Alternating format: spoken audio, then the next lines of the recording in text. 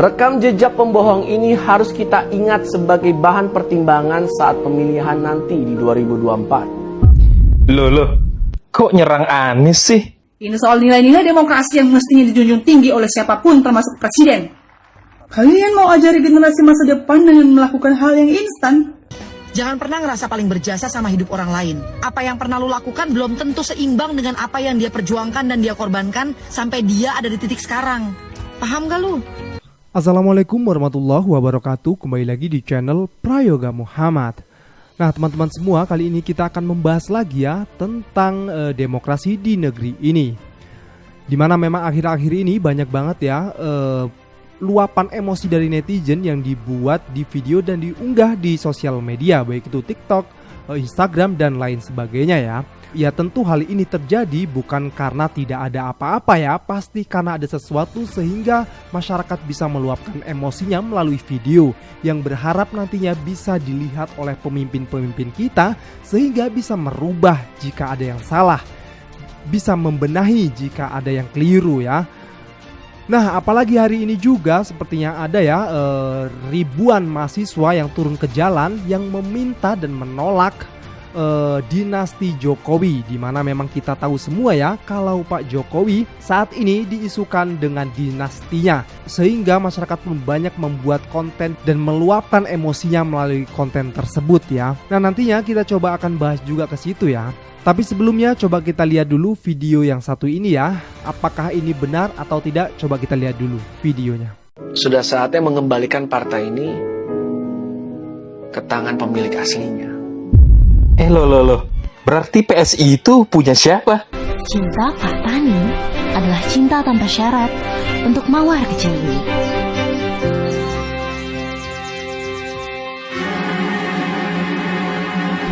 Saya Kaisang, saya PSI. Oh, PSI itu punya Jokowi ya. Terus tujuan Jokowi apa sih bikin PSI? Coba kita lihat awal-awal PSI muncul. Apa yang dilakuin Giring nih Ji? Pura-pura peduli adalah kebohongan Anies Baswedan di tengah pandemi dan penderitaan orang banyak. Rekam jejak pembohong ini harus kita ingat sebagai bahan pertimbangan saat pemilihan nanti di 2024. Loh, kok nyerang Anies sih? Bisa tinggal 5 bulan lagi Formula E sirkuitnya masih seperti ini. Kok bisa dana sebesar 1,5 triliun uang rakyat 1,5 triliun disia-siakan dengan cara yang seperti ini? Gue gak habis pikir ya. Loh, tuh kan nyerang Anies lagi. Masa Jokowi bikin partai buat nyerang Anies, gimana sih? Gini bro, yang jadi masalah adalah ketika lu membuat video tersebut malah makin banyak orang ngedukung Anies. Setuju gue Om Ded. Ini bukannya orang malah membenci Anies, malah makin banyak yang dukung Anies. Loh, bukan makin benci sama Anies, tapi mendukung Anies. It's okay gitu. man, it's okay. Karena gini, saya itu sedang berbicara kepada masyarakat DKI Jakarta. Bahwa ini ada uang APBD DKI Jakarta yang dipakai. Bukan dikorup ya? Bukan dikorup. Loh, itu udah jelas nggak ada dikorupsi, dia bilang. Jadi yang dipermasalahkan apa Bro Giring? PSI itu didirikan oleh Jokowi, tapi di awal kemunculannya bertugas PSI untuk mengkritik Anies. Hanya Anies menyebutnya pembohong, menyerang proyek Formula E. Apakah Jokowi membuat PSI hanya untuk mengincar Anies? Kok begitu sih Pak De? Loh terus terang gue malah baru tahu nih apa emang benar seperti itu. Coba ya kalian komen di bawah. Oke kita lanjutkan lagi ya videonya. Diinget nih, jangan pernah ngerasa paling berjasa sama hidup orang lain. Apa yang pernah lu lakukan belum tentu seimbang dengan apa yang dia perjuangkan dan dia korbankan sampai dia ada di titik sekarang. Paham gak lu? Betapa jahatnya kalian membentuk karakter anak muda. Ini bukan soal dinasti. Ini soal nilai-nilai demokrasi yang mestinya dijunjung tinggi oleh siapapun termasuk presiden. Kalian mau ajari generasi masa depan dengan melakukan hal yang instan? Kalian terlalu sempit berpikir. Ini bukan soal sebatas dinastinya Pak. Ini soal hukum di saat Bapak Presiden anaknya jadi cawapres dengan mengubah peraturan. Di mana ipar Presiden Anwar Usman, Ketua MK alias pamannya Gibran yang termasuk dari keluarga mereka, memutuskan batas usia dan memasukkan norma baru agar Gibran bisa maju. Lantas, kalian anggap itu hal yang wajar dalam demokrasi? Belum lagi, Gibran tidak memiliki etika politik. Hari ini bilang tegak lurus sama PDI Perjuangan. Besok, sudah ikut dalam rapimnas partai lain. Ini, kalian jadikan teladan ya? Itu yang kalian bilang santun.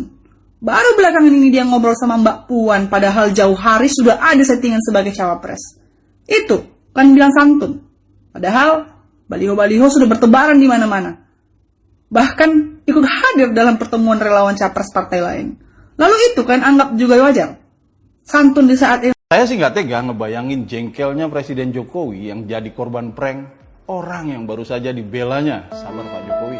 Jokowi jelas bukan yang pertama kena gocek perilaku ajaibnya Prabowo nih. Berbarengan dengan aksi Presiden Jokowi obrol komentar soal debat kandidat, tim sukses Prabowo ini lagi gencar-gencarnya mengorkestrasi aksi menangis massal, menutupi penampilan melempem Prabowo dalam forum debat ketiga lalu. Sedikit-sedikit pasti adalah orang yang mulai terpengaruh dengan orkestrasi ini. Tapi tepat pada saat itulah ucapan goblok terucap lantang dari mulut Prabowo. Bagi tim suksesnya, ini pasti jelaslah hasil yang mengkhianati usaha. Salah! Ada satu peribahasa, satu batu kena dua burung. Sekali Prabowo ngomong, rusak kerja keras Presiden Jokowi dan tim suksesnya sekaligus. Cerita ini sebetulnya seperti mengulang peristiwa pasca debat kandidat putaran pertama Desember tahun lalu lah. Saat itu penampilan emosional Prabowo mati-matian dipoles tim suksesnya dengan narasi canggih-canggih, mendakik-mendakik, sampai mendadak Prabowo mengeluarkan pernyataan legendaris. Bahkan kalau mau dirunut, sampai pemilu 2019, pemilu 2014, momen-momen kayak begini nih udah terjadi berulang-ulang. Mulai ucapan Prabowo yang merendahkan warga Boyolali, merendahkan jurnalis, sampai menganggap enteng kasus korupsi. Bayangin, repot banget jadi tim suksesnya. Semua itu bikin kita menyimpulkan, repot banget ngurusin orang satu ini. Ratusan orang, atau bahkan ribuan orang, mesti turun tangan ngeberesin jejak-jejaknya. Saya sih nggak bisa bayangin nih, kita punya presiden yang tindakannya ajaib, dalam pengertian bikin repot banyak orang. Mestinya presiden yang repot ngurusin rakyatnya, jangan dibalik. Prabowo belum pernah jadi presiden, paling jauh jadi menteri, atau menantu presiden lah. Itu saja level bikin repotnya udah nggak main-main. Dan itu baru soal kerepotan yang dibikin oleh Prabowo. Belum soal dosa penculikan dan pelanggaran HAM. Terus terang nih, saya sih nggak bisa bayangin Indonesia punya presiden penuh drama kayak begini. Nah, bagaimana dengan demokrasi saat ini juga yang dimana UU ITE menjadi halangan untuk masyarakat bisa bersuara lebih tajam lagi kepada pemerintah ya. Dan itu dirasakan oleh kalangan-kalangan mahasiswa pun yang kritis dengan pemerintah. Coba kita dengarkan yang satu ini.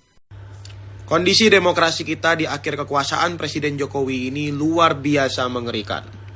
Presiden Jokowi adalah presiden yang kita pilih lewat sistem demokrasi. Lewat prosedur resmi bernama Pemilu 2014 dan 2019, ia menjadi presiden yang kita pilih lewat sistem demokratis. Anehnya, presiden yang kita pilih lewat sebuah sistem yang demokratis ini justru menjadi presiden yang sama yang menunjukkan hadirnya peristiwa pembunuhan demokrasi di akhir kekuasaannya. Akhir Desember lalu kita dihebohkan dengan sebuah video di TikTok yang diposting oleh Syarifah, seorang siswi SMP dari Jambi. Lewat videonya tersebut, Syarifah mengkritisi Presiden Jokowi dan juga Gibran Rakabuming Raka. Syarifah mengkritisi Presiden Jokowi terkait pencalonan putranya tersebut. Menurut Syarifah, prosedur dan juga proses menuju pencalonan tersebut tidak taat hukum dan juga konstitusi. Kita harusnya senang punya siswi SMP seperti Syarifah. Artinya masa depan demokrasi akan kita serahkan sepenuhnya pada anak-anak bangsa yang paham betul apa itu demokrasi dan siap menegakkan kebenaran dan juga keadilan. Tapi anehnya, per 31 Desember 2023, setelah mendapat banyak sekali teror dan juga intimidasi di media sosial, Syarifah malah dilaporkan ke polisi akibat videonya tersebut. Ini menambah panjang catatan kelamnya demokrasi di akhir kekuasaan Presiden Jokowi. Orang-orang yang dengan vokal bersuara, orang-orang yang dengan berani menyuarakan sesuatu, hari ini harus menjadi orang yang siap jika sewaktu-waktu terkena sesuatu. Semua mahasiswa yang vokal dan kritis terhadap pemerintah di berbagai titik di Indonesia pun setiap harinya mengalami bahaya yang sama. Saya dan banyak sekali teman-teman mahasiswa yang melakukan kritik setiap hari menghadapi intimidasi dan represi yang tidak ada habisnya. Bahkan orang tua saya sempat didatangi oleh aparat keamanan selepas saya melakukan kritisi-kritisi beberapa kali terhadap putusan MK yang terakhir. Bahkan saya pun sempat diretas beberapa kali aplikasi media sosialnya sehingga tidak bisa berhubungan berkomunikasi dengan teman-teman lainnya di seluruh penjuru Indonesia. Gibran Muhammad Nur, Ketua BEM UGM, sampai hari ini masih mendapatkan intimidasi dan represi, bahkan teror karena statement-statement kritisnya terhadap pemerintah. Bahkan orang tuanya sempat didatangi di kampung halamannya oleh oknum Intel karena menyampaikan kritik dan juga diskusi di UGM. Afik Naufal, Ketua BEM Paramadina, sahabat saya pun sempat mengalami ancaman-ancaman sejenis, diintimidasi, direpresi, bahkan ancaman-ancaman hanya karena aktif bersuara. Inikah demokrasi yang kita harapkan? Kondisi ini akan diperburuk karena Presiden Jokowi sudah menekan revisi Undang-Undang ITE Jilid 2 per hari ini. Undang-Undang ITE yang selama ini menjadi alasan dijeratnya banyak sekali orang-orang yang kritis yang vokal terhadap kekuasaan dengan pasal-pasal karet di dalamnya akan semakin berbahaya dengan revisi Undang-Undang ITE Jilid 2 ini.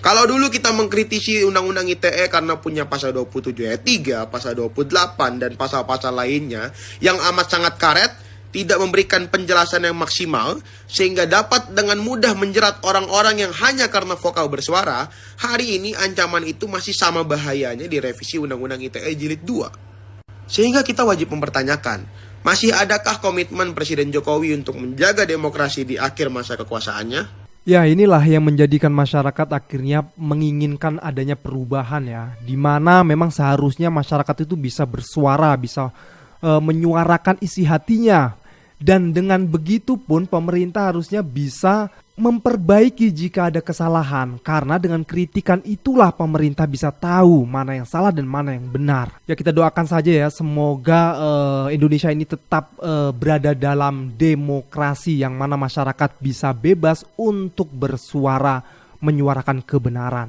Oke teman-teman semua, kita lanjut lagi ya ke videonya. Sebelum debat katanya menguasai materi. Luar biasa. Oke gas, ternyata pas pulang ku menangis. Ngoni sadar kata rada, ngoni sadar. Ngoni sadar kata rada. Waktu 2019 orang mati-matian dukung Prabowo, terakhir begitu kalah dia tinggalkan oposisi demi kekuasaan, demi jabatan. Dia bergabung di kabinetnya Jokowi. Mau bukti? Lihat video ini, lihat video Bapak, lihat. Tidak mungkin saya meninggalkan rakyat Indonesia. Saya akan timbul dan saya akan tenggelam bersama rakyat Indonesia. A few moments later. Aku calon presiden, gak jadi, tapi lumayan menteri pertahanan sekarang. Katanya tidak gila jabatan, tapi sudah 3 kali, sudah mau 4 kali, Deng. Sudah mau 4 kali ikut capres. Tidak gila jabatan, tapi ketika kalah di Pilpres kemarin 2019, tinggalkan oposisi bergabung dengan Jokowi. Lantas bukan gila jabatan namanya. Stadion JIS prestasi Pak Anies juga. Formula E dianggapnya tetap omon-omon. Omon-omon. Aplikasi Jakarta kini Jaki dan Jaklingko dianggapnya tetap omon-omon. Omon-omon.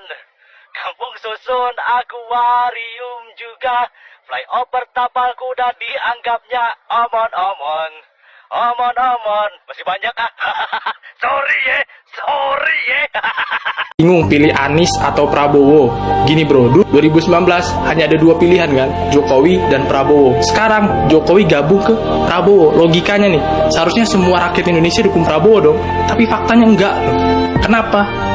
Ya jelas lah, rakyat yang dulu pilih Prabowo itu kecewa sama beliau, pindah ke Anies. Rakyat yang kecewa sama Jokowi pindah ke Ganjar. Itulah pola permainannya begitu analisisnya. Terus yang mana yang terbaik harus dipilih, yang tidak mengecewakan rakyat, jangan sampai terulang lagi. Itulah ada di Anies. Kalau Ganjar ya kan belakangnya PDI. Kalau gue PDI tolak pribadi gue ya. Taulah sendiri alasannya kenapa nolak PDI kan. Namanya sih debat capres, tapi kayak nonton kontes kecantikan daripada berdebatnya. Dua paslon mamerin prestasi waktu ngejabat kepala daerah, satu paslon mamerin prestasi presiden partai lain. Ya tapi harus diakui sih, Pak Anies itu public speakingnya bagus banget. Ini saking bagusnya ya, rakyat bawah tuh sampai nggak paham dia ngomong apa. Kalau Pak Prabowo tuh ngejawabnya tuh kayak guru SMP tahun 2000-an yang killer. Jawabnya simpel tapi ngegas. Kalau Pak Ganjar tuh kayak motivator. Ngejawab pakai cerita plus dikasih kesimpulan. Tapi dari ketiga paslon itu ya, Pak Anies, Pak Prabowo, Pak Ganjar, yang nggak ada perannya tuh Pak Prabowo sama Pak Anies. Sementara Pak Ganjar perannya adalah Pranowo. Ayo ketawa dong. Tapi sejujurnya gue sedih banget sih teman debat capres kemarin tuh. Banyak ngebahas hukum tapi satu pun nggak ngebahas hukum tajwid. Harusnya dibahas dong. Pak Anies, apa hukum nun mati ketemu ba? Pak Ganjar, nun mati ketemu Jim apa hukumnya? Pak Prabowo, nun mati diculik apa hukumnya? Anggaran Kementerian Pertahanan saja per tahunnya hanya 131 triliun. Kayak yang paling pinter aja loh, maparin. Kemarin Pan ditantangin sama Pak Ganjar sama Pak Anies. Lu diem aja, disuruh naik podium diem aja. Tempat lain aja lo. Gegawakan lo. Gimana urusannya sih? Anies cuma jago ngomong doang, cuma jago berkata-kata. Kita nggak butuh pemimpin yang jago berkata-kata sama ngomong doang. Soekarno adalah sosok pemimpin yang memiliki gagasan-gagasan serta pidato-pidatonya yang mampu membangkitkan semangat para pejuang untuk memiliki rasa membela negaranya dan kemerdekaan. Apa itu bukan kata-kata? Bung Tomo menggerakkan hati para pemuda Surabaya untuk berjuang bersama membela kemerdekaan dan mempertahankan kemerdekaan dari tangan Belanda kembali. Apa itu bukan dengan kata-kata? Ingat 5 orang legend ini? Iya, 5 orang ini merupakan delegasi Indonesia yang merebutkan kemerdekaan Indonesia dari tangan Belanda melalui sidang umum PBB internasional. Apakah mereka bisa melakukan itu dengan senjata? Tidak. Dengan apa? Kata-kata. Kita rindu dengan sosok pemimpin yang bisa membawa nama Indonesia di taraf internasional dengan gagasan-gagasan luar biasanya. And horizontal integrations and actions and the policy level. Lastly, toward the COP26, the United States and United Nations could also thank you very much. If I may interrupt, may I just like to say that we are fully on board with your suggestions. We'll do our best with our agencies and country teams to fully support your perspective. And our global approach to government to do exactly what we ask us to do in relation to your own government. Thank you very much. Truly appreciate it. Well, Governor Baswedan, you've already influenced the United Nations with 2 minutes. Ya, dari video yang terakhir ini kita bisa tahu ya kalau memang kata-kata itu penting. Pinternya berkata-kata itu penting dan wajib ada di pemimpin. Karena tanpa kata-kata pemimpin bisa apa juga kan? Dengan kata-kata pemimpin bisa menyuruh bawahannya untuk bertindak melakukan sesuatu sesuai dengan tugasnya. Ya tidak? Betul kan? Oke teman-teman semua, gua rasa cukup ya segini ya videonya dan masih banyak lagi nanti di video selanjutnya ya. Ya teman-teman semua, jangan lupa untuk berikan komentar kalian di bawah ini, kritikan kalian di bawah ini. Wah, udah banyak laronnya ini. Jangan lupa juga untuk like, subscribe channel ini. Sekian dari gua, Prayoga Muhammad. Wassalamualaikum warahmatullahi wabarakatuh.